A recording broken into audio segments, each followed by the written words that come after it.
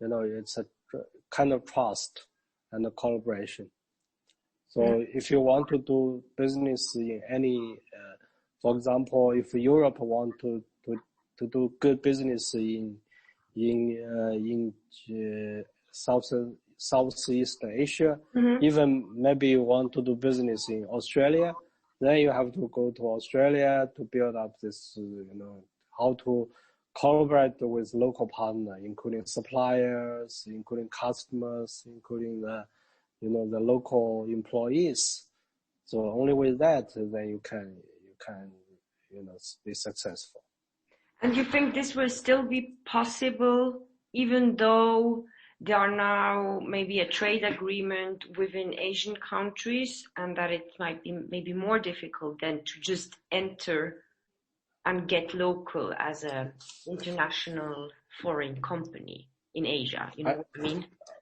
I don't think there are conflict, because like what I mentioned, this ASEP is just a kind of regional agreement. Yeah. To promote this kind of like the terrorist-free zone and everybody nice to each other. So if like Switzerland now want to go to come to, for example, to Singapore, then if you can reach some agreement beneficial to each other, so Singapore will do it. Okay. And if Switzerland try to come to China, China is still very open with foreign investment. So if this is something good for both parties, so I mean, both parties will do that. Okay. So. Okay, and also, what would you suggest also in terms of, you mentioned maybe also a couple of times, like it seems to me that the political aspect, or how do you treat each other basically, could be very critical that you are able to position yourself. What do you think? Yeah, this political, those are some, especially in recently years or months. So the politicians try to also use each nations, to the people's, like, to call people, follow them, and to do this, improve the influence.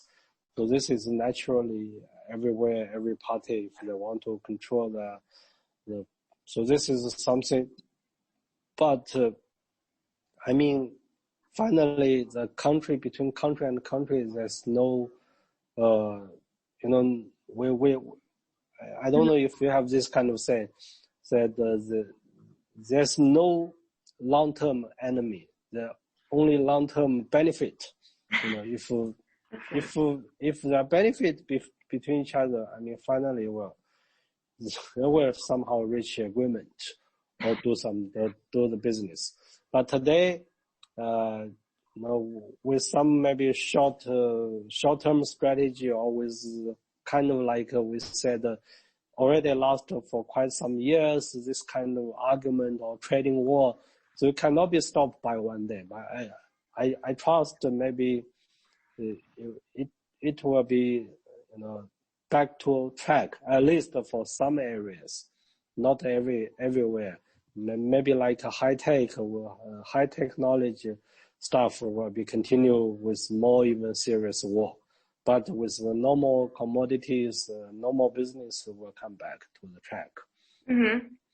And also from political side, I mean, today this kind of like the COVID-19 actually stopped a lot of travels, so this increased the misunderstanding.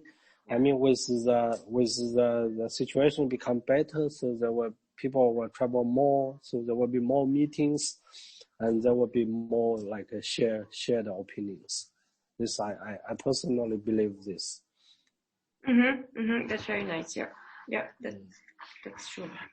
And so it's almost 45 minutes over. I don't know. Do you have any general concluding recommendations or remarks in terms of either for a positioning strategy of a company or just generally any thoughts or remarks you still would like to mention or highlight?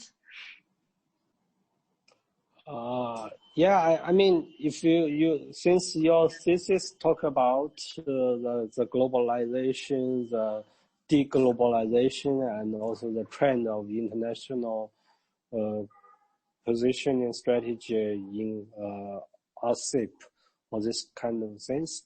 So I just want to, in my opinion, I think globalization is still there. Yeah. Even in short term, it faces challenge, but you know, I mean, it will be back to the track one day. But even with currently the challenges, and the RCEP, this is a regional agreement.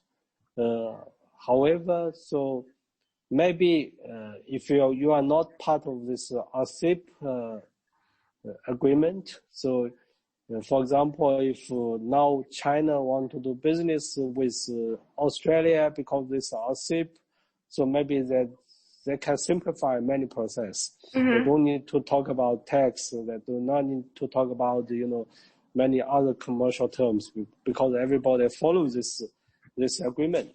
But if Europe now try to do this business with Australia or with China, then you need to talk about that terms. Maybe finally it will be same as RCEP, but this will take more timing and will become compared to RCEP country will become a little bit more complex. So this is the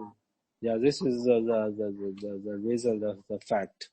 So today crisis maybe really impact the globalization and to slow down a little bit this globalization or create more barrier and also create more misunderstanding. But as long as it coming back to normal track, people can travel around. So this will help to improve that situation. Mm-hmm. Okay, those are my perspective.